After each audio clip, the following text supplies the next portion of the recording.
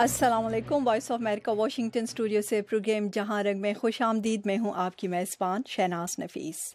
सामीन, ये प्रोग्राम आप सैटेलाइट एशिया सेट 3 और हमारी वेबसाइट उर्दू VOA पर इस वक्त लाइव देख रहे हैं और रेडियो मीडियम वेव्स 972 किलोहर्ट्ज़ पर लाइव सुन रहे हैं। हमारा टोल फ्री नंबर जिस पे कॉल करके आज के प्रोग्राम में आप हिस्सा ले सकते हैं वो है 0800-777-889। नंबर कुछ देर में आपको स्क्रीन पर भी नज़र आएगा। और अब सामीन, वो टॉपिक्स जिन पर आज के प्रोग्राम में हम बात करेंगे, और हमारा आज का सबसे बड़ा और पहला मौजू है पनामा लीक्स के मामले पर कौमी असम्बली का इजलास। हमारे दीगर मौज़ूआत में शामिल हैं पाक अमरीका ताल्लुकात, लीबिया की नई हुकूमत की हिमायत में वियना में जारी इजलास, कल वियना ही में सीरियन सपोर्ट ग्रुप की मीटिंग, इराक में दहशतगर्द हमलों की दाइश की जिम्मेदारी, और आखिर में पाकिस्तान में 8 से शुरू होने वाले इंसदादी पोलियो की 3 रोज़ा मुहिम पर बात करेंगे। प्रोग्राम के पहले हिस्से की जानिब चलते हैं और इस वक्त हमारे साथ हैं पाकिस्तान के वज़ीर इत्तलाआत परवेज़ रशीद साहब। उनके हम बेहद शुक्रगुज़ार हैं, काफ़ी मसरूफ़ हैं आज वो, लेकिन उन्होंने हमारे शो के लिए टाइम निकाला है। खुश आमदीद उनको हम कहते हैं। और हम कोशिश कर रहे हैं कि PTI का कोई नुमाइंदा और PPP का कोई नुमाइंदा भी हमें प्रोग्राम में ज्वाइन करें। इसके अलावा यहाँ न्यूयॉर्क से एक लीगल एक्सपर्ट रमज़ान राना साहब को भी हमने मदऊ किया है, उनसे भी हम इस टॉपिक पे बात करेंगे। परवेज़ रशीद साहब, बेहद शुक्रिया हमें ज्वाइन करने का। और परवेज़ रशीद साहब, आप ये बताइएगा कि काफ़ी इंतज़ार था वज़ीर आज़म साहब का कि वो यहाँ आएंगे पार्लियामेंट में और अपोजिशन जमातों की जानिब से जो 7 सवालात थे पनामा लीक्स के हवाले से, उनका जवाबात देंगे। अब हमें बताइएगा कि वज़ीर आज़म का जो उनका खिताब था उसमें ख़ास ठोस बातें उन्होंने क्या की हैं और क्या उन क्वेश्चंस को उन्होंने एड्रेस किया है, उनके जवाबात दिए हैं जो अपोजिशन की जानिब से रखे गए थे। जी, वज़ीर आज़म की तकरीर जो थी वो उन तमाम सवालों का जवाब देती है जो प्राइम मिनिस्टर नवाज शरीफ साहब से पूछे जा रहे थे।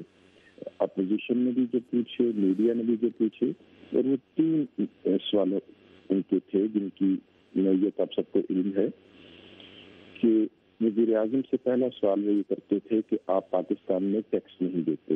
वज़ीर आज़म ने आज दस्तावेजात जो हैं कौमी असम्बली के स्पीकर के सुपुर्द किए जो ऑन रिकॉर्ड हैं कि उनकी कंपनियों ने गुज़िश्ता सालों में 10 अरब रुपए के टैक्सेस जो हैं वो पाकिस्तान के कौमी खजाने में जमा कराए हैं। दूसरा सवाल ये था कि वज़ीर आज़म खुद इनकम टैक्स नहीं देते। वज़ीर आज़म ने अपने गुज़िश्ता 20 साल का टैक्स का गोशवारा भी स्पीकर साहब के हवाले कर दिया और वो भी अब रिकॉर्ड पे है कि उन्होंने इन सालों में तकरीबन 3 करोड़ और 50-60 लाख रुपए से ज्यादा के टैक्सेस जो हैं ज़ाती तौर पर पाकिस्तान के कौमी खजाने में जमा कराए हैं। अगर इनमें से वो 8 साल निकाल दिए गए जब उन्हें गिरावतन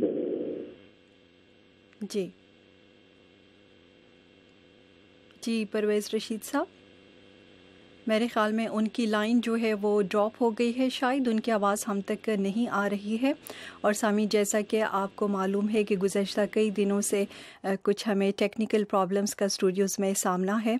हम कोशिश कर रहे हैं कि परवेज़ रशीद साहब को हम दोबारा लाइन पे लें और इस वक्त हम देखते हैं। और हमारे साथ मुराद सईद साहब हैं, PTI के MNA, उन्होंने हमें ज्वाइन किया है।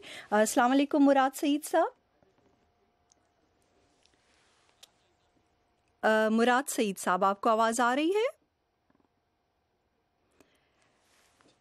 मुराद सईद साहब की आवाज़ भी हम तक नहीं आ रही है, हमें बताए। जी मुराद सईद साहब, आप हैं हमारे साथ? जी आ रही है आवाज़, बिल्कुल आ रही है। जी अस्सलाम वालेकुम। मुराद सईद साहब, आप ये बताइएगा कि आज वज़ीर आज़म साहब का जो खिताब था उससे आप और दीगर जो अपोजिशन जमातें हैं वो कहाँ तक मुतमईन है? देखिए, प्राइम मिनिस्टर साहब की स्पीच से शक व शुबहात में मजीद इजाफा हुआ और जो प्राइम मिनिस्टर साहब ने खुद कहा कि हमने सवाल किया था कि ये पैसा कहाँ से आया और आपने ये फ्लैट किस तरह लिए, तो आज प्राइम मिनिस्टर साहब ने कहा कि 2005 में जो सऊदी अरब में और दुबई में हमने भेज के یہ فلیٹ جو ہے 16, 16A, 17, 17A اور نیلسن اور اسکول کی جو بات ہوتی ہے اس کو خریدا. لیکن جو رجسٹری ہے اور جو ڈاکومنٹس ہے ہمارے پاس اس کے مطابق یہ جو 17 ہے نیسکول لمیٹڈ یہ 1 جون 1993 کو خریدا گیا. پھر دوسرا جو ہے پارک لین پہ جو اپارٹمنٹ ہے 16 نمبر وہ لیا گیا 31 جولائی 1995 کو. پھر 16A جو ہے 31 جولائی 1995 کو. 17A 23 جولائی 1996 اور 12A یہ پارک لین کا 29 جنوری 2004 میں. تو میرے خیال سے ان کے پاس جواب نہیں تھا. اوکے لیکن انہوں نے تفصیلات تو کسی حد تک بتائی ہیں. جی مراد سعید صاحب. ہلو. جی آپ کی آواز آ رہی ہے مراد سعید صاحب. ہلو. مراد سعید صاحب آپ کی آواز ہم تک آ رہی ہے لیکن ہم پرویز رشید صاحب آپ نے دوبارہ ہمیں جوائن کیا ہے. بتایا جا رہا ہے آپ کو آواز آ رہی ہے. جی پرویز رشید صاحب ابھی مراد سعید صاحب ہمارے ساتھ ہیں, پی ٹی آئی کے ممبر ہیں اور ان کو آپ نے کسی حد تک سنا بھی ہوگا. ان کا یہ کہنا ہے کہ ان کے جو کویسچنز تھے ان کے جوابات وزیر اعظم صاحب نے نہیں دیے ہیں. اب ان سے دوبارہ ہمیں جوائن کریں گے, آگے ان کا لاحق عمل کیا ہوگا اس پہ ہم بات کرنا چاہیں گے. آپ پلیز اگر اپنی گفتگو آپ پوری کریں کہ ٹوس جو نکات تھے باتیں تھی وہ خطاب میں کیا تھی, اور جس طرح اپوزیشن جماعتوں نے ہماری پاس یہ اطلاعات ہیں کہ انہوں نے واک آؤٹ بھی کیا ہے اور اس کی وجہ یہی بتائی جا رہی ہے کہ جو 7 سوالات تھے اپوزیشن کی جانب سے اس کے جوابات وزیر اعظم صاحب نے نہیں دیے. وجہ اس کی کیا ہے؟ یہ حقائق کے برعکس بات ہے. سوالات تو میں نے آپ کو خود بھی گن کے بتا دیے کہ ان کا سوال یہ تھا کہ وزیر اعظم کے بیٹے کے پاس باہر کہاں سے رقومات آئیں. وزیر اعظم نے بتا دیا کہ ان کے والد محترم 1972 سے پاکستان سے باہر اپنی فیکٹری قائم کر چکے تھے. پھر جدہ میں دوسری فیکٹری بھی انہوں نے قائم کی.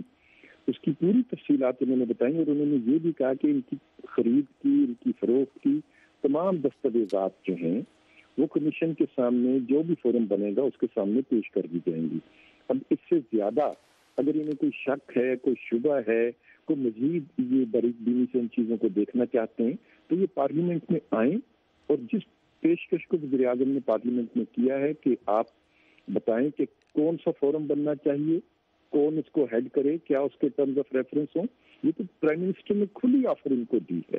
دراصل یہ آج تقریر کے بعد ناک آؤٹ ہو گئے اور اس ناک آؤٹ ہونے کے نتیجے میں یہ واک آؤٹ کر گئے. ٹھیک, لیکن اب جس طرح آپ نے خود کہا کہ واک آؤٹ کر گئی ہیں اپوزیشن جماعتیں, تو آئندہ آپ کا لاحق عمل جو ہے وہ کیا ہوگا؟ ہم نے آپشنز سارے کھول دیے ہیں. کیا آپشنز ہیں حکومت کے پاس, کیا آپشنز رہے؟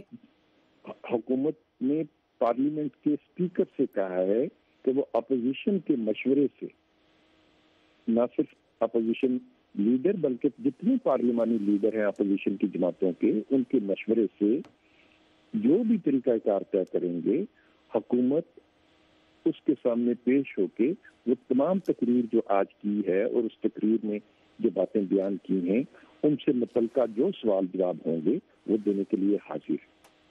جی اس وقت ہم دیکھتے ہیں کہ مراد سعید صاحب نے یا پی پی پی کے کسی رہنما نے ہمیں جوائن کیا ہے. ہم چاہیں گے پرویز رشید صاحب ان کی جو وہ ہیں تحفظات ان کو آپ سنیں اور اس کا بھی جواب دیں. کوشش جی اس وقت کون ہے ہمارے ساتھ؟ اوکے لائن پہ اس وقت کوئی نہیں ہے. پرویز رشید صاحب یہ بتائیے گا کہ یہ بھی توقع کی جا رہی تھی کہ کیونکہ کافی عرصے سے ہم دیکھ رہے ہیں کہ اپوزیشن جماعتوں اور حکومت کے مابین ایک ڈیڈ لاک جو ہے وہ ہمیں نظر آ رہا تھا کافی دنوں سے. یہ توقع کی جا رہی تھی کہ وزیر اعظم صاحب آئیں گے کیونکہ ملک کے وہ وزیر اعظم ہیں, کچھ تجاویز وہ دیں گے اور ایک حل جو ہے شاید اس کو پیش کیا جائے گا. تو یہ بتائیے گا کہ وزیر اعظم کی جانب سے اس ڈیڈ لاک کو ختم کرنے کے لیے حل جو ہے وہ کیا بتایا گیا ہے اور آپ کی نظر میں کہاں تک نتیجہ خیز یہ اجلاس تھا؟ اپوزیشن کی طرف سے جتنے بھی مطالبے کیے جاتے رہے ہیں وزیر اعظم ان کے ہر مطالبے کو تسلیم کرتے رہے ہیں. اپوزیشن نے کمیشن بنانے کی بات کی, ہم نے سپریم کورٹ آف پاکستان کو کمیشن بنانے کے لیے خط لکھ دیا.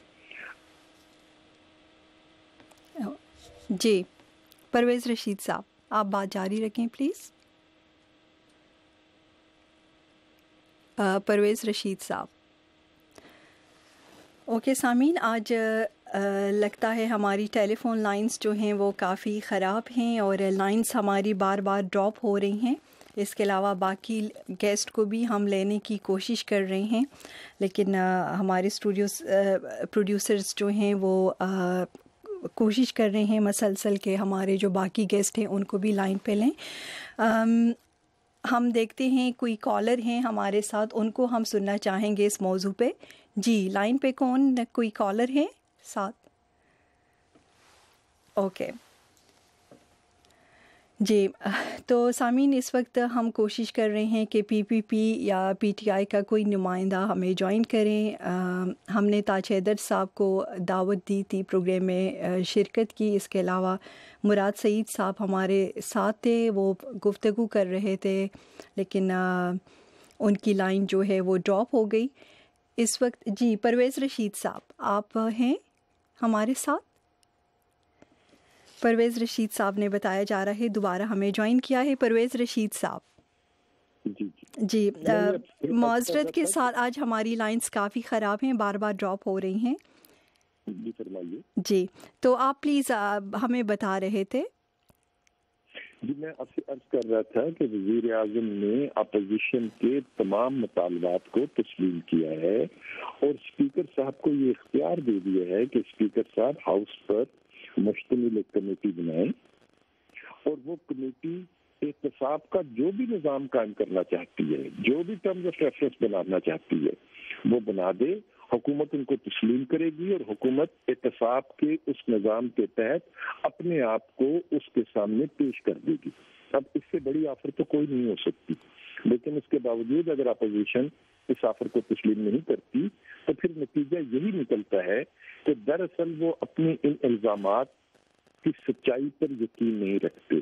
انہیں خود بھی اپنے الزامات کے بودے پن کا احساس ہے, لہذا وہ صرف اس کو اپنی سیاست کے لیے استعمال کرنا چاہتے ہیں اور ایک سیاسی نعرہ بنا کے اپوزیشن اپنا کردار ادا کرنا چاہتی ہے. اوکے جس طرح پارلیمانی کمیٹی بنانے کی تجویز دی ہے وزیر اعظم صاحب نے اپوزیشن جماعتوں کو, ٹی او آرز جو ہیں وہ بھی پہلے پی ایم ایل نون حکومت راضی نہیں تھی, وہ بھی اب ان کے ساتھ راضی وہ کر گئی ہے, لیکن اگر یہ بھی جس طرح آپ نے کہا کہ نہیں مانتے اپوزیشن جماعتیں, تو اس صورت میں آپ لوگوں کے پاس کیا آپشن رہ جاتا ہے, آپ کیا کریں گے؟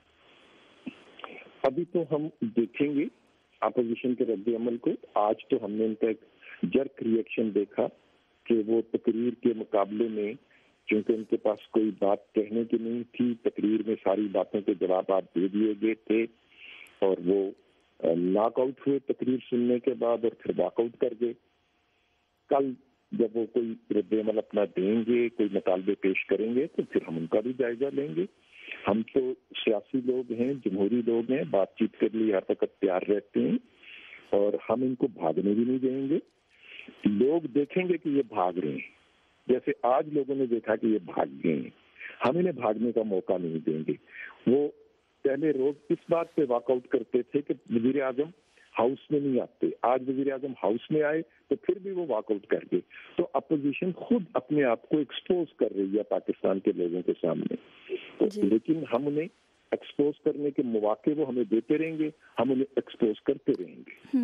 لیکن یہاں پہ پرویز رشید صاحب یہ بھی بات کی جاتی ہے کہ اچھا یہ ہوتا کہ جو خورشید شاہ ہیں ان کو پہلے بولنے دیا جاتا, وہ اپنے جو ان کے سوالات ہیں یا ان کے کنسرنز ہیں ان کو سنا جاتا, پھر اس کے جوابات اس کے بعد وزیر اعظم صاحب خطاب کرتے اور ان کے جوابات دیتے.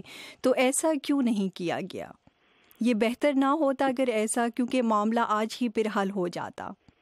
جی میں آپ سے عرض کرتا ہوں, ہاؤس کا اجلاس ہونے سے پہلے اسپیکر صاحب کے پاس پاکستان سے تعلق رکھنے والی تمام پارلیمانی پارٹیوں کے نمائندے موجود تھے.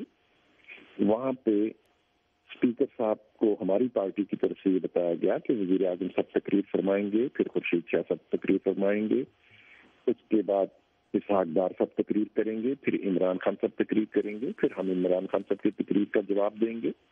لیکن خورشید شاہ صاحب نے کہا کہ میں یہ چاہتا ہوں کہ وزیر اعظم تقریر کر لیں, اس کے بعد میں تقریر کروں, اور میری تقریر کے بعد حکومتی بینچوں سے جواب نہ دیا جائے بلکہ عمران خان جی جواب دیا جائے.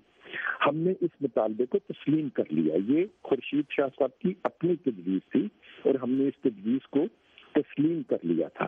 اگر وہ یہ کہتے کہ میں پہلے تقریر کروں گا اور پھر وزیر اعظم جواب دیں تو ہم یقیناً ان کی اس تجویز کو بھی قبول کر لیتے. ہمیں اس میں کوئی آر نہیں تھا, ہمیں کوئی خوف نہیں ہے, کوئی ڈر نہیں ہے, کیونکہ ہمارے پاس ان کے تمام سوالوں کے جواب موجود ہیں, اور یہ جو سوال وہ پوچھتے ہیں ان سے پاکستان کے عوام بھی بخوبی آگاہ ہیں. جو دبئی میں فیکٹری لگی تھی اس کا افتتاح اس وقت کے دبئی کے حکمران راشد المختوم نے خود اپنے ہاتھ سے کیا تھا. اس کی تصاویر آج پیش کی گئی ہیں. اس کی فروخت کی جو ڈیڈ ہے وہ بھی ہمارے پاس موجود ہے, جتنے پیسوں میں وہ فروخت کی گئی. اسی طریقے سے جدہ کی جو فیکٹری ہے اس کی ساری تفصیلات ہمارے پاس موجود ہیں. ٹھیک, لیکن پرویز رشید صاحب, ہم نے یہ دیکھا کہ اس اجلاس جو ہے اسے کافی توقعات رکھی جا رہی تھی, لیکن اب اس اجلاس کے بعد بھی یہ لگ رہا ہے کہ مستقبل قریب میں ایٹ لیسٹ ہمیں اس مسئلے کا حل جو ہے پاناما لیکس کا وہ نظر نہیں آتا. یہ بتائیے گا کہ یہ جو اگین ایک ڈیڈ لاک ہمیں نظر آ رہا ہے, اس کا سول ملٹری تعلقات پر اثرات کیا ہوں گے, اور اس وقت آپ لوگوں کے تعلقات کس طرح ہیں ملٹری کے ساتھ؟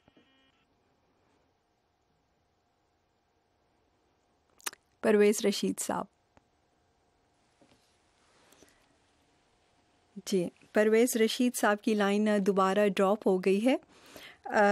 سامعین, ہم کوشش کر رہے ہیں کہ جو اپوزیشن جماعتیں ہیں ان کے رہنماؤں کو بھی ہم پروگرام میں لائیں اور ان کا موقف بھی آپ کے لیے پیش کریں. اور پروڈیوسر سے ریکویسٹ کرنا چاہوں گی کہ رمضان رانا صاحب ان کو بھی لائن پہ لے لیں تاکہ جو لیگل اسپیکٹس ہیں پاناما لیکس کے اور یہ جو ایشو ہمیں نظر آ رہا ہے اس پہ ہم ان سے بات کر سکیں. لیکن اس وقت کچھ کالرز ہیں, ان کو ہم سنتے ہیں. میاں والی سے مرید خان صاحب, السلام علیکم. السلام علیکم سر, داؤد خیال سے مرید خان بات کر رہا ہوں. میں یہ کہتا ہوں کہ اس دنیا میں سب چور چور, کوئی چھوٹا چور کوئی بڑا چور, تو یہ اس اہمام میں سب ننگے ہیں. میں کہتا ہوں کہ پاکستان آمروں کو تو 11 سال تک وہ ہم جو ہے وہ برداشت کر سکتے ہیں, لیکن سیاستدانوں کو ہم برداشت نہیں کر سکتے, اس لیے کہ ہمارا بیس جو ہے غلط رکھی گئی ہے.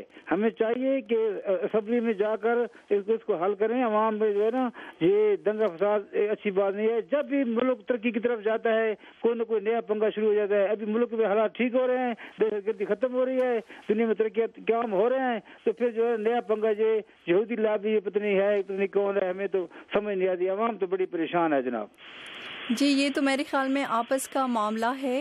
اس وقت عمران خان صاحب جو ہیں نہ وہ یہودی ہیں نہ PPP کے رہنما جو ہیں, نہ ان کا کوئی تعلق ہے یہودیوں سے اور نہ مسلم لوگ. جی, مشرف صاحب نے جو ہے نا کتنا عرصہ وہ نواز شریف کو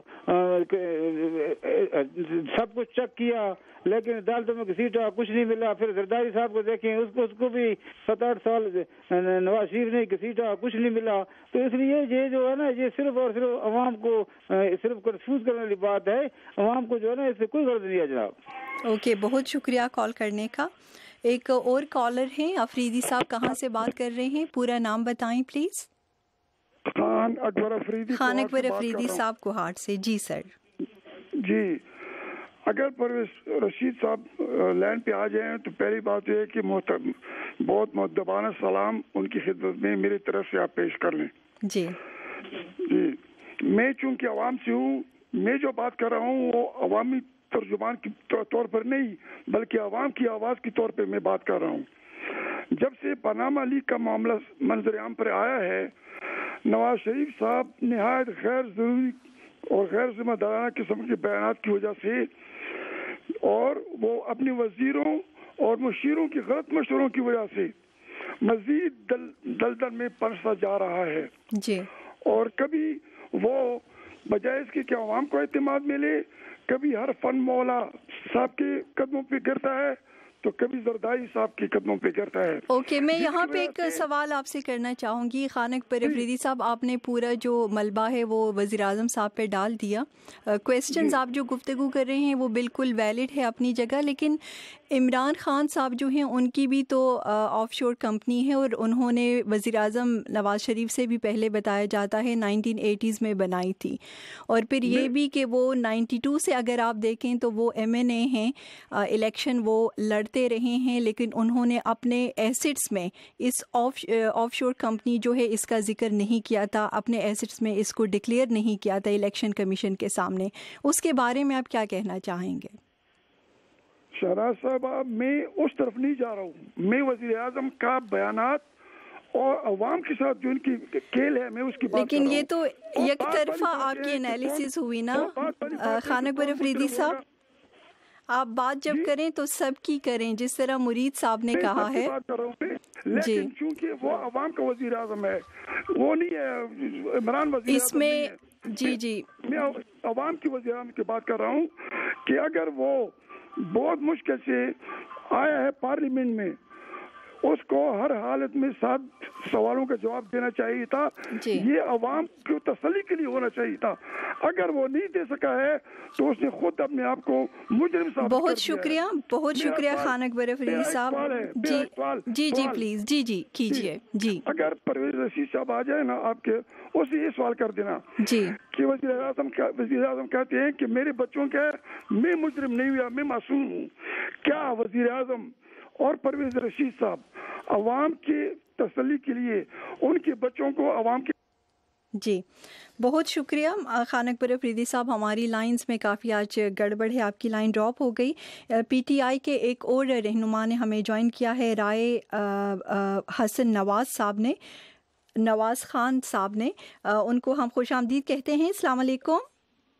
جی وعلیکم السلام. جی رائے حسن نواز صاحب، آپ ہمیں بتائیے گا کہ آج کا جو اجلاس ہوا جس کا کافی انتظار تھا آپ لوگوں کو بھی، عوام کو بھی، کہاں تک آپ لوگ مطمئن ہیں وزیر اعظم صاحب کے خطاب سے؟ دیکھیں جی، میں سمجھتا ہوں کہ پوری قوم کو اور اپوزیشن کو اور تمام لوگوں کو بڑی مایوسی ہوئی ہے کہ وزیر اعظم صاحب نے بجائے اس کے کہ سیدھے سیدھے سوالات تھے ان کے جواب دینے کے لیے، بجائے وہی پھر اپنی مظلومیت کا رونا، اور ہم پر ہمارا تو بڑا احتساب ہو چکا ہے، ہم تو کڑے احتساب سے گزر چکے ہیں.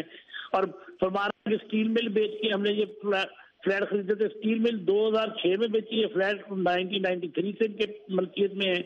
اور مطلب اور وہ جیسے ہمارے وہاں صاحب نے کہا بھی کہ 7 سوال کے لیے اب تو 70 سوال جنم لے لیے ان کی باتوں سے، کیونکہ تمام خاندان کی گفتگو میں اتنی زیادہ تضاد ہے کہ بیٹے کچھ کہہ رہے ہیں، بیٹی کچھ کہہ رہی ہے.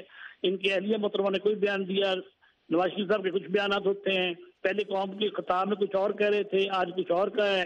تو میں سمجھتا ہوں کہ انہیں چاہیے تھا کہ بالکل سیدھا ہمارے سوال تھے کہ یہ پیسے کا سورس کیا تھا اور کہاں سے آیا تھا، اور 93 میں انہوں نے یہ فلیٹ خریدے تھے، اس وقت کیا سورس تھا اس کا اور کس طرح ٹرانزیکشن ہوئی تھی اور کیا ٹیکس دیا ہوا تھا. نہیں صاحب، مطلب یہ تمام سوالات تھے. جی لیکن ابھی پرویز رشید صاحب ہمارے ساتھ تھے، ابھی کام لیا ہے اور اسٹیٹ میں کوئی بات نہیں کی. جی رائے نواز صاحب ابھی ہمارے ساتھ پرویز رشید صاحب تھے، اور انہوں نے بتایا ہے کہ یہ کویسچنز جو ہیں انہوں نے کافی حد تک اپنے خطاب میں اس کو ایڈریس کیا ہے، اس کا جواب دیا ہے. ایک انہوں نے اپنی بزنس کے بارے میں پورا بیک گراؤنڈ جو ہے وہ آپ کو بتایا ہے، ٹیکس کے بارے میں باقاعدہ انہوں نے بتایا ہے اپنا. یہ بھی انہوں نے وزیر اعظم صاحب نے بات کی ہے کہ وہ سیاست سے بزنس کی طرف نہیں گئے بلکہ بزنس سے وہ سیاست کی جانب آئے ہیں، جس میں کافی دیکھنا تو یہ ہے کہ ان کے اقتدار میں آنے کے بعد ان کا بزنس کتنے 100 گنا بڑھا ہے. بزنس مین تو یہ پہلے تھے، لیکن یہ بزنس امپائر جو قائم ہوئی ہے یہ سیاست وزیر اعظم اور وزیر اعلیٰ بننے کے بعد قائم ہوئی ہے. اور یہ اتنا بڑا جو پوری دنیا میں بزنس پھیل گیا ہے یہ وزیر اعظم بننے کے بعد پھیلا ہے. پہلے یہ بزنس ایک اتفاق گروپ کا تھا، اب یہ پوری دنیا میں ان کے انویسٹمنٹس ہیں. اور یہ کہاں سے آیا ہے سارا کچھ؟ جی، لیکن سر یہاں پہ ایک نکتہ چینی جو ہے وہ یہ بھی آپ کی جماعت پہ کی جا رہی ہے کہ بجائے اس کے کہ آپ پاکستان کے اندر احتساب کا جو نظام ہے اس میں جو خامیاں ہیں اس پہ آپ لوگ فوکس کریں، آپ لوگ جو ہیں وزیر اعظم کو یہاں پہ ٹارگٹ کر رہے ہیں۔ مسئلہ تو یہی ہے کہ کس نے کرنا تھا، جو 30 سال سے حکمران ہیں، پیپلز پارٹی نے کرنا تھا یا نواز لیگ نے کرنا تھا؟ پی ٹی آئی تو اس پوزیشن میں کبھی رہی نہیں کہ وہ اس کو ٹھیک کرتے، اور ابھی بھی 3 سال گزر گئے انہوں نے اس کے لیے ایک لفظ بھی نہیں بولا، ایک بھی اسمبلی میں اس طرح کا کوئی بل نہیں لے کر آئے کہ احتساب کا کوئی، کیونکہ میجورٹی تو ان کے پاس ہے، 2/3 میجورٹی ان کے پاس، چاہے تو فوراً کر سکتے ہیں اگر ان کی نیت ٹھیک ہو، لیکن اس کے لیے تو انہوں نے ایک بھی لفظ بھی نہیں آج تک اسمبلی میں لائے کہ یہ ہونا چاہیے احتساب کے لیے، یا احتساب شفاف اور طریقے سے ہونا چاہیے، یا اس کا یہ طریقہ کار ہونا چاہیے، یا مطلب وہ تو انہوں نے کرنا تھا نا، گورنمنٹ پارٹی کا ڈیوٹی ہے، کیونکہ میجورٹی ان کے پاس ہے، اپوزیشن تو ہم کوئی موو بھی کرتے ہیں بل تو وہ میجورٹی کے بلبوتے پہ اس کو بلڈوز کر دیتے ہیں، صحیح، ٹھیک کر دیتے ہیں۔ اوکے، یہ بتائیے گا آئندہ کے لیے آپ لوگوں کا لاحہ عمل جو ہے وہ کیا ہوگا؟ دیکھیں جی، ہم نے تو انہیں موقع دیا تھا کہ وہ اسمبلی میں آئے، وہ کہہ رہے تھے کہ جی یہ بات اسمبلی میں ہونی چاہیے، تو آپ سڑکوں پہ نہ نکلیں، آپ دھرنے نہ دیں، آپ اسمبلی میں بات کریں۔ اب ہم نے ان کو اسمبلی کا پلیٹ فارم، وہ بھی اپوزیشن نے 5 دن لگاتار واک آؤٹ کیا، اور پھر وہ آئے 6 ماہ کے بعد آج انہوں نے اسمبلی میں آنے کی زحمت فرمائی تھی، لیکن اس کے باوجود بھی یہاں پر آ کے انہوں نے کوئی وعدے جواب نہیں دیا، اور نہ کوئی ان سوالات کے جواب دیے جو قوم جن کا منتظر تھی، اور جس کے لیے پوری قوم سمجھ رہی ہے کہ ہمارے وزیر اعظم کو جواب دہ ہونا چاہیے۔ اور ایک جمہوریت میں میں سمجھتا ہوں اسمبلی تو بہت بڑا فورم ہے، ایک عام شخص بھی ایک وزیر اعظم سے پوچھ سکتا ہے کہ اس نے یہ اتنی بڑی امپائر کیسے کھڑی کی ہے، اور اتنی اربوں روپے کی جو انویسٹمنٹ ان کے بیٹوں نے وہاں کی ہے وہ کہاں سے آئے، تو اس کا انہوں نے جوابات نہیں۔ جو ہم تو ابھی بھی موقع ہے کہ وہ ایک صحیح ٹی او آر کے لیے سپریم کورٹ نے بھی دیکھیں اب کہہ دیا کہ ان ٹی او آر کے لیے فیصلہ نہیں ہو سکتا، آپ ٹی او آر صحیح ہوں گے تو سپریم کورٹ اس میں اپنا کردار ادا کر سکے گا، تو صحیح ٹی او آر بنائیں ایسے جن پر سب متفق ہوں، اور چیف جسٹس کی نگرانی میں کمیشن ہو اور اس میں فیصلہ ہو، ورنہ تو پھر ہمارے پاس سڑکوں پہ آنے کے علاوہ اور کوئی چارہ نہیں رہ جائے گا۔ اچھا، آپ کا کہنا ہے کہ اس صورت میں پھر آپ سڑکوں پہ جائیں گے، ٹھیک۔ رائے نواز صاحب، جی یہ بتائیے گا مجھے، کیونکہ عمران خان صاحب جو ہے ان کی بھی آف شور کمپنی کی بات کی جا رہی ہے، ان پہ بھی نکتہ چینی ہو رہی ہے اس وقت، یہ بتائیے گا، اور یہ آف شور کمپنی جو ہے 1980s میں انہوں نے بنائی تھی، اس کے بعد وہ الیکشن لڑتے رہے، جی 1992 سے۔ ایک منٹ، مجھے اپنا سوال، مجھے رائے صاحب اپنا سوال پلیز مجھے مکمل کرنے دیں، میں نے ابھی سوال نہیں کیا آپ سے۔ انہیں ٹی او آر کے ذریعے عمران خان صاحب کی تحقیقات کر لی جائے، لیکن پہلے کیونکہ ملک کے وزیر اعظم ہیں، ان پہ پہلے الزامات آئے ہیں، پہلے ان کی تحقیقات ہو جائے، انہیں ٹی او آر کے ذریعے عمران خان کی بھی ہو جائے۔ اب تو سمپل بات جانتے ہیں۔ اوکے، بہت شکریہ آپ کا، ہمیں ٹائم دینے کا بے حد شکریہ۔ اور سامعین، رمضان رانا صاحب نے لیگل ایکسپرٹ ہیں، آپ اینالسٹ بھی ہیں، نیو یارک سے آپ نے ہمیں جوائن کیا ہے، ان کی جانب ہم جاننا چاہیں گے۔ السلام علیکم رمضان رانا صاحب۔ وعلیکم السلام جی۔ رمضان رانا صاحب، سب سے پہلے تو آپ یہ بتائیے، کیونکہ آپ پاکستان کے قانون سے بھی واقف ہیں، قانون کے تحت الیکشن لڑنے سے پہلے اگر پاکستان کے اندر اور باہر کوئی بھی بندہ جو ہے پولیٹیشین وہ اپنے ایسٹس کو ڈکلیئر نہ کریں تو قانون اس کے بعد کیا ہوگا، یعنی کانسیکوینسز قانون کے تحت کیا ہوں گے؟ دیکھیے، مسئلہ یہ ہے کہ پاکستان کا آئین جو ہے 62 اور 63 جو ہے وہ اسی بات کی بات کرتا ہے۔ 62 جو ہے وہ کرتا ہے کوالیفیکیشن فار ممبرشپ، کہ وہ امیدوار اس سے پہلے کوالیفائڈ ہوگا، وہ تمام چیزیں اپنی اس میں بیانات دے گا، اس کا تفصیل دے گا الیکشن کمیشن کو اپنے تمام اثاثوں کی۔ اگر وہ غلط بیانی کرتا ہے تو 63 پھر اس کو ڈسکوالیفائڈ کر دیتا ہے اگر وہ الیکٹ ہو جائے۔ اب یہ رہا مسئلہ یہ ہے کہ اگر کسی نے اپنے اثاثے جو ہے صحیح بیان نہیں کیا الیکشن کمیشن کو، اور الیکشن کمیشن کو بعد میں پتہ چل جاتا ہے کہ اس آدمی نے جو بیان اس میں جو تفصیل دی ہے وہ غلط ہے، تو وہ ڈسکوالیفائڈ ہو جاتا ہے۔ اس کے مطابق تو بالکل جو ہے یہ لا کلیئر ہے کہ جس طرح جو ہے ابھی بات ہو رہی تھی کچھ لوگوں کی اور تھی، ویسے تو بہت بڑی تعداد ہے، لیکن جیسے عمران خان نے 1983 میں ایک آف شور کمپنی بنائی، اس کو اسی وقت جو ہے یہ بتانا پڑتا الیکشن پہ جب بھی وہ لڑے ہیں کہ میری یہ آف شور کمپنی تھی وہ ایکٹیو ہے یا نہیں ایکٹیو ہے. اخبارات کے مطابق تو ابھی بھی بتایا جا رہا ہے کہ وہ 2015 تک جو ہے وہ اپنی پوری جو ہے وہ اس میں ایکٹیو رہی ہے. لہذا انہوں نے تو یہ بہت بڑی جو ہے جو 62 کی جو ہے وہ جو اس کی وائلیشن کر چکا ہے. اسی طرح دوسرے لوگ بھی ہیں جن لوگوں نے بھی کیا کاروبار باہر کیا. ویسے جو ہے آف شور کمپنی بنانا کوئی انلیگل نہیں ہے کیونکہ آج پوری دنیا کا کاروبار جو ہے وہ آف شور کمپنیوں کے ذریعے چل رہا ہے. پاکستان کا تو جب نیشنلائزیشن ہوئی ہے تو اس کے وقت تمام سرمایہ دار جو تھا اپنا مال پورا باہر لے گیا. بنگلہ دیش میں پوری انڈسٹری لگی ہوئی ہے, دبئی میں سارا.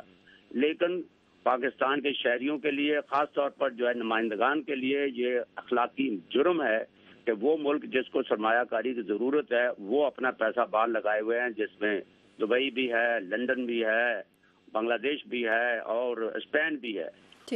پاناما تو صرف ایک نام ہے. بیسیکلی تو یہ ایک کنسپریسی تھی رشیا کے خلاف پیوٹن کو جو اوور تھرو کرنے کے لیے, لیکن وہاں بھی عوام نے اس پہ نوٹس نہیں دیا, چائنی عوام نے نوٹس نہیں دیا, برطانوی پارلیمنٹ نے اس کو تحقیقات کو بند کر دیا. لیکن پاکستان پہ اس کا جو ہے سارا جو ہے پاکستان زد میں آ چکا ہے اور یہ بہت ان کی سمجھداری کا ٹائم ہے کہ جو چیز کرنا ہے وہ اس طرح کریں کہ ملک کو کوئی نقصان نہ پہنچے, کیونکہ یہاں مسئلہ جو ہے پاکستان کی اپنی جو ہے اس کی استحکام کا بھی ہے اور اس کی جو ہے جو سلامتی کا بھی ہے. جی تو میرا خیال یہ ہے کہ یہ جو ہے یہ لوگ جو ہیں صحیح طرح بالکل نہیں بلکہ یہ ہر چیز کو سیاست ہی کرے جا رہے ہیں. سب سے بڑا یہ ہے کہ سپریم کورٹ کو جب آپ نے چنا ہے, پہلے بھی سپریم کورٹ کو انہوں نے اس لیے ججز جو ہے انکار کر رہے ہیں اس لیے کہ سپریم کورٹ کو پہلے جو ہے اس کے لیے دھاندلیوں کے لیے کیا. جب اس نے فیصلہ دیا تو عمران خان نے اس کو قبول نہیں کیا, جو کہ بہت بڑی جو ہے یہ پاکستان کی میں سمجھتا ہوں یہ بے حرمتی ہے عدالتوں کی کہ آپ ایک کو مانتے ہیں اس کے بعد آپ نے انکار کریں, یہ غلط ہے. دوسری بات ہے کہ اب آپ نے کہا سپریم کورٹ کے پاس, اب آپ سپریم کورٹ کیوں نہیں لے جا رہے, آپ بازاروں میں اور پارلیمنٹ میں کیوں لے جا رہے. سپریم کورٹ کو اپنی یہ تمام چیزیں دیں اور سپریم کورٹ اس کی تحقیقات کرے, چاہے اس کو 10 سال لگ جائیں. جتنے لوگ ہیں چاہے جتنے جو ہے نمائندے ہیں ان کی تحقیقات ہونی چاہیے کہ ان کی دولت جو ہے 1980 سے لے لو, چلو باقی چھوڑ دیجیے. 1980 کے اندر جو ہے 30 سال 35 سال کا پیریڈ جس میں 20 سال جو ہے وہ فوج کے ہیں, وہ بھی کاؤنٹ ہونے چاہیے اور سویلین کا بھی کاؤنٹ ہونا چاہیے, اور حساب ایک دفعہ ہو جائے تو جان چھوٹ جائے. ٹھیک ہے, بہت شکریہ رمضان رانا صاحب آپ کا. تھینک یو سو مچ سر, آپ نے ہمیں ٹائم دیا. اور سامعین, نیکسٹ سیگمنٹ جس میں پاک امریکہ تعلقات پر ہم بات کریں گے, ہمیں کہا جا رہا ہے کہ ٹائم اتنا نہیں ہے, بریک کے بغیر اس سیگمنٹ پہ جانا چاہیں گے, لیکن یہاں سے ہمیں جوائن کیا ہے تجزیہ نگار ڈاکٹر محمد تقی صاحب نے, اور پاکستان سے دفاعی تجزیہ نگار بریگیڈیئر سید نذیر صاحب ہمارے ساتھ ہیں. دونوں کو خوش آمدید کہتے ہیں. ڈاکٹر تقی صاحب, اس سے پہلے کہ ہم بات کریں پاک امریکہ تعلقات پہ آئیں, یہ بتائیے گا آج جو اجلاس ہوا, وزیر اعظم صاحب نے کچھ تجاویز جو ہیں وہ پیش کی, لیکن اپوزیشن جماعتوں کی جانب سے جو 7 سوالات رکھے گئے تھے, اب ان کا جواب اپوزیشن جماعتوں کا کہنا ہے کہ نواز شریف صاحب نے نہیں دیا, انہوں نے واک آؤٹ کیا. اور اب جو بات کی جا رہی تھی کہ شاید اس اجلاس کے بعد کچھ وزیر اعظم کی جانب سے کچھ تجاویز آئیں گی اور سیاسی گرمی جو ہے اس میں کچھ کمی آئیں گی, لیکن ایسا ہوتا ہوا دکھائی نہیں دیتا. یہ جو سیاسی صورتحال ہے پاکستان کے اندر, یہ آپ کی نظر میں کیا صورت اختیار کرتی ہوئی نظر آتی ہے آپ کو؟ میں نے وزیر اعظم پاکستان کا خطاب سنا, اس میں کچھ اتنی تسلی بخش وضاحتیں نہیں تھیں جو غالباً اپوزیشن کی توقع تھی ان سے. جی, اور یہ تو ایکسپیکٹڈ تھا کہ وہ شاید اس 7 سوالوں کے جواب وہ نہیں دیں گے جو اپوزیشن نے پوچھے تھے, مگر انہوں نے کوئی اور بھی ایسی جد وضاحت نہیں دی. ایک لمبی الف لیلا انہوں نے سنائی وہاں پہ پارلیمان کے اندر کہ فلانے زمانے میں ان کے والد صاحب نے یہ بنایا اور وہ بنایا, اور جو انہوں نے احتساب کے بارے میں بات کی وہ اتنی وسیع طور پہ اس کو پھیلانا چاہتے ہیں کہ شاید اس میں اتنے بڑے جال میں کوئی بھی نہ پھنسے. تو اس سے اپوزیشن نے تو راضی نہیں ہونا تھا, اور جو کچھ پھر آپ نے دیکھا واک آؤٹ وغیرہ بھی ہوا, اس میں کچھ میڈیا کوریج کا ایشو بھی ہے جو نہیں تھا. تو صورتحال مزید پیچیدہ ہوتی نظر آتی ہے, اور سیاسی ماحول غالباً پاکستان میں. آپ کو لگتا ہے کوئی تیسری قوت جو ہے وہ مداخلت کرے گا, اس کے چانسز؟ مرحوم غوث بخش بزنجو صاحب ایک دفعہ مذاکرات میں بھٹو صاحب کے ساتھ بات کر رہے تھے, تو انہوں نے کہا کہ بھٹو صاحب آپ اور ہم یہ طے کر لیں کہ یہ فٹ بال ہم نے کھیلنا ہے, تو اچھی بات ہے، ورنہ یہ کہ ایسا نہ ہو کوئی تیسری قوت آ کے وہ یہ بال ہی اٹھا کر چل پڑے. تو ابھی تک تو کوئی تیسری قوت اس میں شامل نہیں ہے، لیکن جب حالات ایسے پیدا ہوتے ہیں، یہ خود اگر سویلین آپس میں معاملہ نہیں طے کریں تو پاکستان میں تیسری قوت کو آنا پڑے گا. بالکل. ابھی تک دیکھیے پاناما پیپر میں فوج کا نام نہیں ہے اور انہوں نے یہ کام کیا بھی نہیں ہے. تو جو چیز سویلین خود سالو کر سکتے ہیں ان کو کرنی چاہیے. سوال تو بڑے سادہ اور سنجیدہ ہیں، اور میاں صاحب کی ذات کے اوپر سوالات چونکہ اٹھے ہیں ان کو وضاحت بھی اسی طرح کی شافی دینی چاہیے. وہ ابھی تک نظر نہیں آئی. اب چلتے ہیں نیکسٹ ٹاپک کی جانب کوئکلی. اور ڈاکٹر تقی صاحب، پاکستان کی طرف سے کافی اس وقت مختلف جو وزراء ہیں ان کی جانب سے بیانات آ رہے ہیں اور ایک طرح سے ناراضگی کا اظہار کیا جا رہا ہے. جس طرح گزشتہ دنوں امریکہ نے پہلے F-16 دینے کا جو ایک طرح سے معاہدہ کیا تھا پاکستان کے ساتھ، تو اب وہ ان کا کہنا ہے کہ کیونکہ بعض دہشت گرد گروپوں کے خلاف کارروائی نہیں ہو رہی ہے، شکیل افریدی ان کا ریزن بتایا جا رہا ہے ان کے کیس کا، تو اس وجوہات پہ کہا جا رہا ہے کہ جو سبسڈیز دینی تھی F-16 کی خریداری میں وہ نہیں دی جائے گی. اس کے بعد پھر یہ کہ کچھ کانگریس مین ہیں وہ ایون پاکستان کو ملٹری ایڈ کے حق میں بھی نہیں ہے، وہ بھی اب وہ بھی شاید اس میں کمی ہو جائیں. تو آج بھی جو پاکستان کے ڈیفنس منسٹر ہیں خواجہ آصف صاحب، انہوں نے یہ بات کی ہے کہ پاکستان کی جو کنٹریبیوشنز ہیں دہشت گردی کے خلاف جنگ میں، جو قربانیاں پاکستان نے ابھی تک دی ہیں، اس کو امریکہ ڈینائی کر رہا ہے. اور آپ ایسی پس پردہ کیا وجوہات دیکھتے ہیں جس کی وجہ سے امریکہ اس حد تک ناراض ہیں؟ دیکھیے پس پردہ تو نہیں ہے، وجوہات تو بڑی واضح ہیں، اور خواجہ صاحب کو بھی معلوم ہے، بطور وزیر دفاع ان کی نظر میں ہے یہ ساری چیزیں کوئی ڈھکی چھپی بات نہیں ہے. افغانستان کا معاملہ جو ہے وہ فرنٹ برنر پہ ہے اس وقت، امریکہ کے لیے بھی پاکستان کے لیے بھی. پچھلے ویکینڈ پہ کم از کم 4 بڑے اخباروں میں 4 مضامین جو ہے تفصیلی رپورٹس، اوپینین پیسز نہیں، رپورٹ نیوز آئٹم جو تھے وہ چھپے ہیں، جس میں افغانستان میں جنگ میں تیزی آنے کا ذکر ہے، اور اس میں خصوصاً حقانی نیٹ ورک کا ذکر کیا گیا ہے کہ جو پاکستان کی مدد سے ایک مرکزی کردار اختیار کر رہا ہے طالبان کی لڑائی کے اندر، یعنی اس کو لیڈ کر رہے ہیں، خصوصاً سراج الدین حقانی جو نمبر 2 منتخب ہوا ہے اس کے بارے میں. تو یہ سوالات جو ہیں US کانگریس میں بھی اٹھتے ہیں، سینٹ میں بھی اٹھتے ہیں، اور کئی چیزیں جو ہیں جو دفاعی امداد ہے وہ کنٹینجنٹ ہے، خصوصاً کیری لوگر بل کے بعد کئی چیزیں جو ہیں وہ پاکستان کو کرنی ہیں، اور امریکن حکومت اگر کانگریس کی تشفی نہیں کر سکے گی اس بنیاد پہ تو کانگریس کے پاس کئی لیورز ہیں جو وہ پش کر سکتے ہیں. ممکن ہے کہ جو ایگزیکٹو برانچ ہے حکومت کی وہ کچھ اور پاکستان کی مدد کرنا چاہے، لیکن کانگریس کے پاس اس قسم کے اختیارات ہیں کہ وہ جیسے اب انہوں نے یہ سبسڈی جو ہے وہ بند کر دی ہے یا بند کرنا چاہتے ہیں. تو یہ پیچیدگی تو اپنی جگہ پر ہے. نظر یہ آتا ہے کہ پاکستان اس وقت صرف F-16 کی بات نہیں ہے، کیونکہ F-16 تو 8 طیاروں کا ذکر ہے اس وقت. پاکستان کے پاس کوئی 72-75 پہلے سے ہیں، تو 8 F-16 اور ملنے سے کوئی پاکستان کی طاقت میں کوئی بہت زیادہ اضافہ نہیں ہو جائے گا، یا نہ ملنے سے کوئی بہت کمی نہیں ہو جائے گی. لیکن بنیادی طور پر چونکہ اس سے تعلقات میں کھٹائی پیدا ہوتی ہے، غالباً پاکستان کو اندیشہ یہ ہے کہ اس سے مزید چیزیں خراب نہ ہوں، اس کے لیے وہ اپنی کوشش کر رہے ہیں. لیکن بہرحال جو کانگریس ان سے ایکسپیکٹیشن رکھتی ہے وہ چند چیدہ ایشوز پر ہیں، اور اس میں یہ بات یہاں پہ کھل کے ہوتی ہے. خصوصاً سینیٹر رینڈ پال نے جب یہ تحریک سینٹ میں لائی تھی تو اس میں تو وہ کہہ رہے تھے کہ ہم سبسیڈائز کر رہے ہیں ایک ملک کو جو کہ مدد کر رہا ہے ان قوتوں کو جو امریکن فوج کو افغانستان میں مار رہے ہیں. تو یہ بات بڑی صاف ہوئی.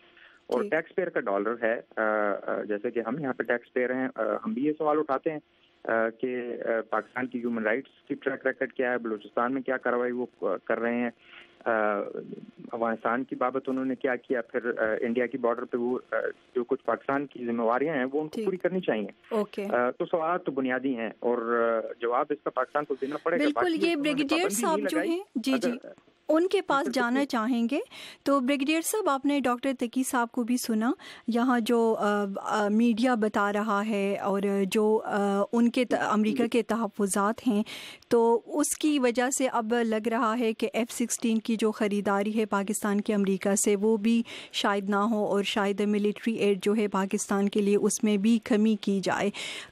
ये बताइएगा कि और उसकी वजूहात भी डॉक्टर तकी साहब ने बताई, आपको भी मालूम होगा डॉक्टर शकील अफरीदी का केस है, हक्कानी नेटवर्क जो हैं वो कहा जा रहा है कि अफ़गान तालिबान को इस वक्त वो लीड कर रहे हैं अफ़गानिस्तान में। तो क्या अब ये जो एक तरह से डेडलॉक हमें दोनों कंट्रीज़ के माबैन नज़र आ रहा है, आपको क्या लगता है कोई अमेरिका को मुतमईन करने के लिए ये तवक्को रखी जा सकती है कि मुस्तकबिल करीब में पाकिस्तान जो हैं अपनी सरज़मीन पर मौजूद जो दहशतगर्द हैं जो अफ़गानिस्तान में जाके कार्रवाई करते हैं उनके ख़िलाफ़ कोई वो लें, कार्रवाई शुरू करें? ब्रिगेडियर साहब।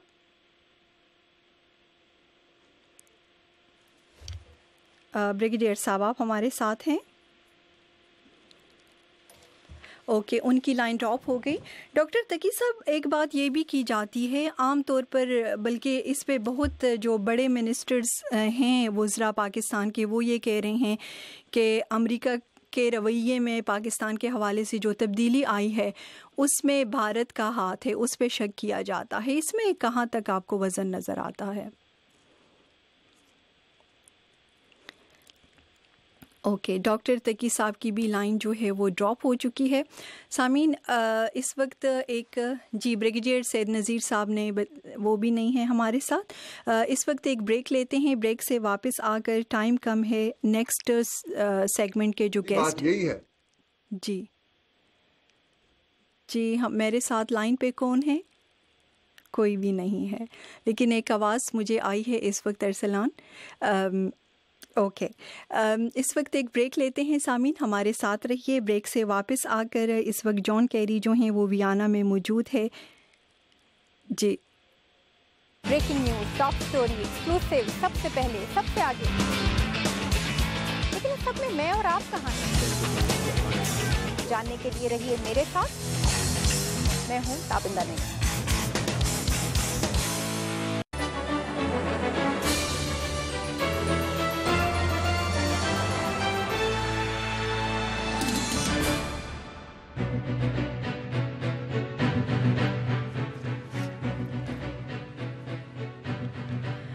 जी सामीन, एक दफ़ा फिर प्रोग्राम जहां रंग में खुश आमदीद जो आप बराह रास्त वाशिंगटन स्टूडियो से देख और सुन रहे हैं। और इस वक्त मुझे ज्वाइन किया है यहाँ यूएस से आरिफ अंसार साहब ने, और कुछ देर में हमारे साथ होंगे लंदन से मंजर वसीम साहब। अस्सलाम वालेकुम आरिफ अंसार साहब। वालेकुम सलाम जी। आरिफ अंसार साहब, आज वियना में लीबिया की जो नई हुकूमत है उसकी हिमायत में एक इजलास हो रहा है जिसकी सरबराही अमरीकी वज़ीर ख़ारिजा जॉन कैरी और इटली के जो वज़ीर ख़ारिजा है पाओलो जेंटिलोनी वो कर रहे हैं। क्या आप मौजूदा जो सूरत हाल है लीबिया की, क्या आप इस इजलास की अहमियत देखते हैं? जी, इसको एक मेरे ख्याल एक बड़े पस मंज़र में देखना होगा कि जो एक जिस तरह आपको पता है कि सीरिया में भी पीस टॉक्स का चल रहा है, इराक में भी यूनिटी गवर्नमेंट ही बनी और चल रहा है, वहाँ भी मामला, लीबिया का मामला भी उसी तरह से अड़ गया था और उसमें मुख्तलिफ धड़े हैं जिनकी आपस में नहीं बनती, और उसकी वजह से माजी में भी कोशिशें हुई हैं कि यूनिटी गवर्नमेंट बनाई जाए ताकि वहाँ पे किसी लेवल ऑफ इस्तेहकाम आए, और जो वहाँ पे IS और एक्सट्रीमिस्ट ग्रुप्स अब जिसकी वजह से रूट्स बना रहे हैं उसकी रोकथाम की जा सके। तो उसकी तरफ ये डेवलपमेंट हो रही है। लीबिया की जो सूरत हाल है वो बदतदरीज ख़राब होती जा रही थी, और उसकी वजह से दाइश के एलिमेंट जो थे वहाँ पे अब सेफ हेवन बना रहे हैं और अपनी वहाँ से और आगे जो हमसाये मुल्क हैं वहाँ पे भी कार्रवाई बढ़ा रहे हैं। तो इस सिलसिले में ये एक डेवलपमेंट हो रही है, और इसमें आपको मैंने इराक का जिक्र किया, सीरिया का भी जिक्र किया, इसलिए कि इसमें गल्फ स्टेट्स के स्टेक होल्डर्स भी इन्वॉल्व हैं और उनके भी मुख्तलिफ पोजीशंस हैं, मुख्तलिफ जो यूनिटी गवर्नमेंट में स्टेक होल्डर्स इन्वॉल्व हैं उसके बारे में। ओके, मंजर वसीम साहब ने भी हमें ज्वाइन किया है। मंजर वसीम साहब, आप हमें ये बताइएगा कि जिस तरह कोशिशें हो रही हैं लीबिया की नई हुकूमत की हिमायत में, आप ये बताइएगा कि इस वक्त अगर हम देखें तो लीबिया को दरपेश इंटरनल और एक्सटर्नल चैलेंजेस जो हैं वो क्या हैं?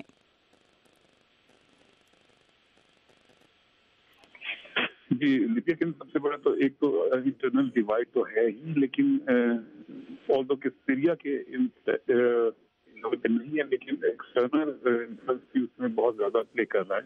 तो उस वजह से जब तक कि जैसे कि सीरिया के अंदर भी वही सिनेरियो कि जब तक कि बाहर से फोर्सेस उसको डिस्टेबलाइज कर रही हैं, वो नहीं आपस में कोई कॉम्प्रोमाइज करती तो मुश्किल हो जाता है। लेकिन लीबिया के मामले में क्योंकि वैसी सिचुएशन नहीं है जैसे कि सीरिया में, तो प्रोबेबिलिटी ये है कि यहाँ पर कॉम्प्रोमाइज होने के चांसेस शायद हो जाएं, बट प्रोवाइडेड कि ISIL को किसी तरीके से कंटेन किया जा सके, तभी ये लीबिया के अंदर स्टेबिलिटी का एक्सपेक्टेशन हमें रखना चाहिए। अदरवाइज वहाँ पर भी ISIL जो है वो over the period of time काफी जोर पकड़ लिया उन्होंने, तो प्रोबेबिलिटी है कि डिस्टेबलाइजेशन कंटिन्यू रहेगी वहाँ पर। ओके, आरिफ अंसार साहब, मौजूदा हालात में आप फिर ये बताइएगा कि नई हुकूमत के इम्कानात क्या हैं लीबिया में, और एक नई हुकूमत जो है वो क्या लीबिया को मुत्तहिद करने में कामयाब हो सकेगी? नहीं, मेरा नहीं ख्याल।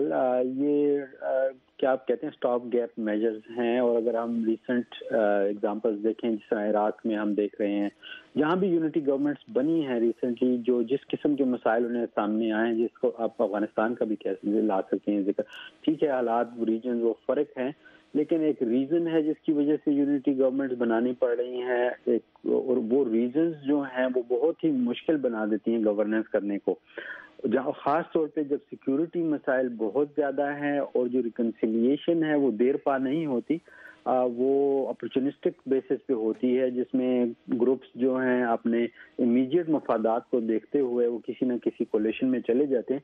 लेकिन जो कंसेंसस बनाना है, गवर्न करना है, जिस तरह के ग्राउंड के हालात हैं वो बहुत ही चैलेंजिंग बना देती हैं हुकूमत के लिए कि एक स्टेबल तरीके से वो गवर्न कर पाएं। तो वो फिर उनके लिए कांस्टेंट मुश्किलात बीच में चलती रहती हैं, ख़ास तौर से जब सिक्योरिटी का एलिमेंट जो है वो ओवरवेलमिंग है और इकोनॉमिक प्रॉस्पेरिटी की तरफ या सिटीजन या उनकी जो सर्विसेज की प्रोविजन की तरफ है वो बहुत ही कम होता है और वो डिस्ट्रैक्टेड रहती हैं। ओके, आगे प्रोग्राम को बढ़ाना चाहेंगे। मंजर वसीम साहब, अभी आरिफ अंसार साहब ने भी कहा कि एक और इजलास जो है वो भी वियना में होने वाला है, कल ये होगा, और ये 17 ममालिक पर मुश्तमिल सीरियन सपोर्ट ग्रुप जो है उनके माबैन ये इजलास हो रहा है। ये बताइएगा कि इसका एजेंडा क्या होगा, और जब आउटकम की हम बात करते हैं, क्योंकि इस तरह की कई इजलासें पहले भी हो चुकी हैं, क्या तवक्कुआत रखते हैं आप इससे? जी, बेसिकली इसके अंदर अगेन बात यही है कि जो मेन प्लेयर्स हैं इनके अंदर एक रशिया और अमेरिका, इनके दरमियान में तो एक सर्टेन कंसेंसस अब बन गया है। दे वांट कि स्टेबिलिटी हो इन 3-4 ममालिक में, जिनमें के सीरिया भी है और लीबिया भी है और यमन, और ये इन ममालिक के अंदर ये चाहते हैं कि कम से कम इन 3 ममालिक के अंदर हो जाए। इसी वजह से कैरी साहब जो थे वो कुछ दिन पहले एक दिन पहले जो थे वो मीटिंग्स करके गए हैं सऊदी अरब से, बिकॉज अनलेस कि सऊदी अरब ऑन बोर्ड आ जाता है तो तभी कोई स्टेबिलिटी का चांस होगा। और जाहिर है कि सऊदी अरब वहाँ पर जिस तरह सीरिया में देखते हैं ऐसे ही इधर भी है कि इतने ज्यादा प्लेयर्स हैं ऑन द ग्राउंड, ना सिर्फ के बाहर के एक्सटर्नल और वो इंटरनल भी जो है अब इतने स्ट्रॉन्ग बन गए हैं एक इंडस्ट्री की तरह कि वो जो मिलिशियाज हैं उनको भी ऑन बोर्ड लेना मस्ट होता है, और जिसका भी एक्सटर्नल कंट्रीज जो हैं उनका कोई इन्फ्लुएंस है तो वो यूज करें, तभी शायद कोई हल निकल सके। लेकिन ये भी एक मेरे ख्याल में कि एक एफर्ट तो जरूर कोशिश तो की जाती है, कोशिश किए जाते रहना चाहिए, लेकिन मेरा नहीं ख्याल कि मेरी पर्सनल लेवल के पर इसमें कोई ज्यादा एक्सपेक्टेशंस नहीं है कि सीरिया में या लीबिया के अंदर बहुत जल्दी कोई चेंज आ जाएगा, क्योंकि हम देखते हैं दोनों ही और इराक भी, इन तीनों ममालिक के अंदर अभी तक कोई पॉलिटिकल सेटलमेंट नहीं हो सकी ग्राउंड लेवल के ऊपर और ना ही इंटरनेशनली। तो जब ये दोनों ही चीजें नहीं है तो एक्सपेक्ट करना बहुत बड़ी बात होगी। ठीक है, तो आपने सऊदी अरब की बात की, क्या सऊदी अरब आपकी नज़र में इस वक्त ऑन बोर्ड नहीं है या अमेरिका के साथ एक पेज पर नहीं है सीरिया के हवाले से? और अमेरिका की तो काफी हद तक जी, रशिया और अमेरिका की तो काफी हद तक आपस में कोऑर्डिनेशन चल रही है सीरिया के मामले में जी। और लीबिया के मामले सऊदी अरब की मैं बात कर रही हूँ। सऊदी अरब, आपने कहा है कि जॉन केरी ने सऊदी अरब का दौरा किया कल और उन्होंने शाम के हवाले से जो शाम की सरकारी फोर्सेस हैं और बागियों के दरमियान जो जंगबंदी है उसके लिए सऊदी हुकाम से हमारे पास भी ये इतलात है कि मदद मांगी है। तो क्या सऊदी अरब जो है वो जंगबंदी के हक में नहीं है, शाम में अमेरिका के साथ एक पेज पर नहीं है? जी, यही मैं आपको बताना चाह रहा था कि वहाँ पर जितने भी प्लेयर्स हैं सीरिया के अंदर और वो उसका स्पिल ओवर लीबिया वगैरह में भी जा रहा है, लेकिन बेसिक रीजन ये है कि वहाँ पर कोई कंसेंसस है नहीं, क्योंकि हर एक जितने भी प्लेयर्स हैं वहाँ पर जो बाहर से फोर्सेस हैं जिसमें कि सऊदी अरब एक एंटिटी है, तो ये इनके जो इंटरेस्ट हैं वो कंफ्लिक्ट कर रहे हैं ईरान के साथ, क्योंकि अभी हमें मालूम है कि ईरान की फोर्सेस भी का इन्वॉल्व है सीरिया के अंदर। तो और जब तक कि सऊदीज का कंसर्न जो है वो नहीं एड्रेस होते तो सऊदीज जाहिर है कि नहीं स्टेबल होने देंगे। ऐसा ही तुर्की के लिए भी है और यही सिनेरियो ईरान के लिए भी बन जाता है। तो लेकिन उस लेवल के ऊपर मुझे कोई नजर नहीं आता कंसेंसस। इसलिए कैरी जो है एक डेस्परेट एक्शन के तौर पे वो जाते जरूर हैं, कोशिश करते रह रहे हैं, लेकिन हम ये अगर देखें कि सऊदी अरब सेटिस्फाइड हो गया तो उनकी जो स्टेटमेंट्स वगैरह आती हैं उससे क्लियर होता है कि ऐसी बात है नहीं और सऊदीज अभी तक सेटिस्फाइड नहीं है कि आउटकम ऐसा कोई हो जिसमें कि सऊदीज जो हैं वो सेटिस्फाइड हो जाएं कि उनके इंटरेस्ट जो हैं वो देखे जा रहे हैं और वो किसी हद तक उनके जो इंटरेस्ट है सीरिया के अंदर वो मीट करता है, तभी वहाँ पर स्टेबिलिटी आएगी। अदरवाइज मेरा नहीं कि स्टेबिलिटी आ सकती है। आरिफ अंसार साहब, आप शाम में इस वक्त सऊदी अरब का जो किरदार है उसके बारे में बताइएगा और शाम के इस्तेहकाम में सऊदी अरब कितना अहम किरदार अदा कर सकता है? तो पार्ट ऑफ द कोलिशन है, ठीक है, उनके कंसर्न ईरान से रिलेटेड हैं, शाम से रिलेटेड हैं और ख़ास तौर पे फ्यूचर ऑफ असाद साहब जो है, जिस तरह मंजर साहब ने भी जिक्र किया, उनके जो तहफ़्फ़ुज़ात हैं वो इन चीज़ों से ही रिलेटेड हैं। और फिर सारी बात है कि जो बढ़ती हुई IS अलकायदा एक्सट्रीमिस्ट क़ुव्वतें हैं उनसे उनको बहुत तशवीश है और उसी सिलसिले में उनकी अमेरिका के साथ जो है टेंशन भी है, क्योंकि अमेरिका ने ईरान के साथ जोहरी प्रोग्राम पे वो किया और अमेरिका ने सीरिया के मामले में भी रूस के साथ कोऑपरेशन जारी रखा हुआ है और उसमें ऐसी लाइंस अपनाई हैं, पोजीशंस ऐसी अपनाई हैं जो सऊदी अरब को के फेवर में नहीं है। और इसी वजह से कैरी साहब शायद वहाँ गए भी थे, क्योंकि कोशिश इस वक्त तो यही है कि पीस की जो इंटरम पीस है वो होल्ड कर जाए ताकि जो प्रॉक्सी टॉक्स हो रही हैं वो मजीद आगे बढ़ सकें। लेकिन उसमें ये है कि मेरा ख्याल है कि जो GCC influence, Saudi influence groups जो सीरिया में लड़ रहे हैं वो पूरी तरीके से बाज़ दफ़ा कोऑपरेट नहीं करते और जब जंगबंदी की वायलेशंस होती हैं तो वो सब फिर दोबारा वहाँ शामिल हो जाते हैं। और जाहिर बात है कि आपको पता है कि वहाँ क्रॉस ओवर भी है, जिस तरह जबहतुल नुसरा है वो भी किसी लेवल पे कोऑपरेट करता है, जो दूसरे GCC सपोर्टेड ग्रुप्स हैं, जबहतुल नुसरा जो है वो अलकायदा से टाइटली लिंक्ड है, तो वहाँ पे ये काफ़ी ओवरले है। तो इस वजह से भी कैरी साहब वहाँ गए कि सऊदी अरब अगर उसमें कोऑपरेट करता है, लेकिन सऊदी अरब को अपना खतरा है कि उनको लगता है कि अमेरिका किसी पॉइंट पे ये पोजीशन छोड़ देगा कि असद साहब को रहने दिया जाए अभी जब तक कि हालात वहाँ इम्प्रूव हों और कहीं मुस्तकबिल में उनके फ्यूचर के बारे में डिस्कस किया जाए। और इस वजह से सऊदी के कंसर्न्स जो हैं वो नर्वसनेस जो है सऊदी अरब की वो अपनी जगह बरकरार है और इसमें वो एक्सपेक्ट कर रहे हैं अमेरिका से कि वो रूस की तरह जिस तरह रूस सीरिया की मदद के लिए कूद पड़ा है शाम में, अमेरिका या मगरब इस तरह की गारंटी GCC को नहीं दे रहा, उस वजह से भी नर्वसनेस زیادہ ہے، اور لیکن کیری صاحب کی کوشش یہی ہوگی کہ وہ کوآپریٹ کریں سعودی اس کے ساتھ، امریکہ کے ساتھ، کہ انٹرم پیس ٹاکس ہولڈ کر سکے، انٹرم پیس ہولڈ کرے، مزید آگے بڑھے تاکہ پراکسی ٹاکس آگے چلے۔ اوکے، عراق کی طرف جانا چاہیں گے، اور کل اتوار کے روز عراق میں کئی دہشت گرد حملے ہوئے ہیں جس میں تقریباً 30 افراد ہلاک ہوئے ہیں اور 70 سے زائد شدید زخمی ہوئے ہیں، اور ان حملوں کی ذمہ داری جو ہے منظر وسیم صاحب داعش نے قبول کی ہے۔ یہ بتائیے گا کہ ہم دیکھ رہے ہیں کافی عرصے سے امریکہ کی قیادت میں ایک کارروائی جو ہے داعش کے خلاف ہو رہی ہے، ابھی تک وہ کامیابیاں نظر کیوں نہیں آ رہی ہیں جو آنی چاہیے تھی؟ جی، سب سے بڑا جو عراق کے اندر مسئلہ ہے وہ اگین آن گراؤنڈ جو پولیٹیکل سیٹلمنٹ ہے وہ نہیں ہو پایا کسی صورت بھی ابھی تک، اور اس کو کسی نے ایڈریس بھی نہیں کیا سیریسلی۔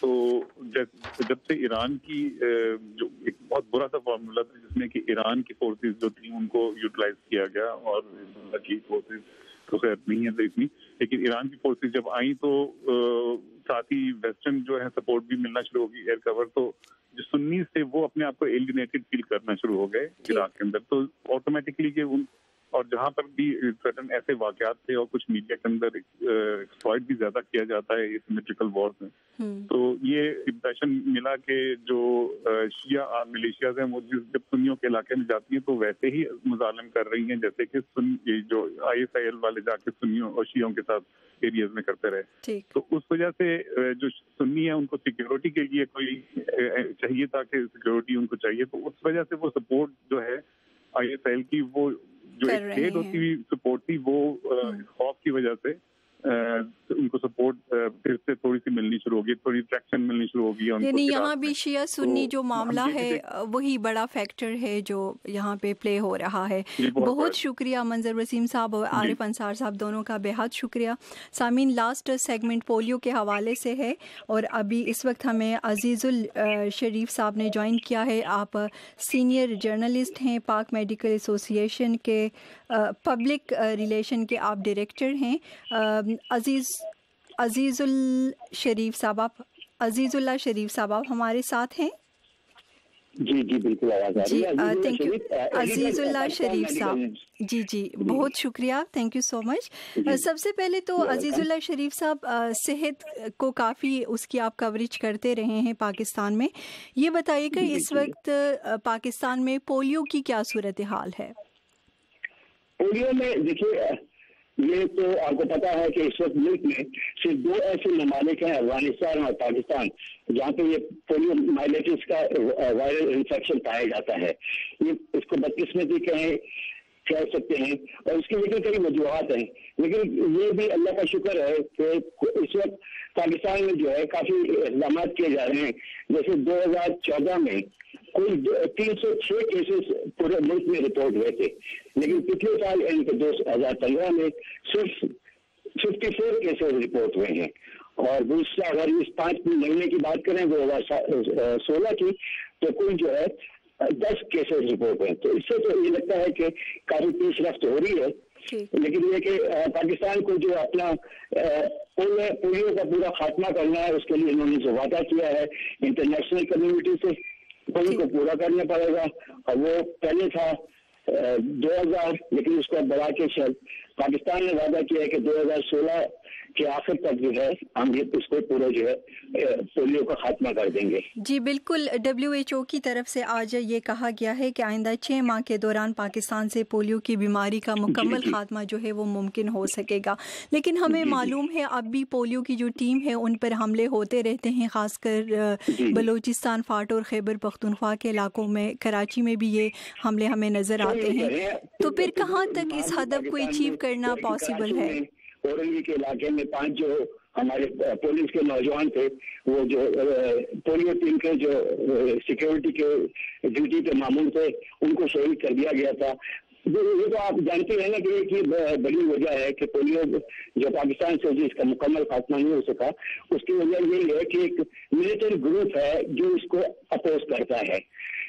تو اس کے لیے اقدامات لیے گئے۔ اب مثال کے طور پہ آج ہی سے پورے ملک میں، نہ صرف پاکستان میں बल्कि अफगानिस्तान में 3 रोजा कैंपेन शुरू हुई है इस पोलियो के खिलाफ, और उसमें जो है सबसे बड़ी बात ये प्रॉब्लम आ रही थी ह्यूमन रिसोर्स की, कि इतनी बड़ी तादाद में पूरे पाकिस्तान में, पूरे अफगानिस्तान में जो है वो करना। तो पाकिस्तान के हवाले से बात करूंगा तो खैर बहरहाल अल्लाह का शुक्र है अभी तक ऐसी कोई खुशगवार वाक़े की इत्तला नहीं मिली है।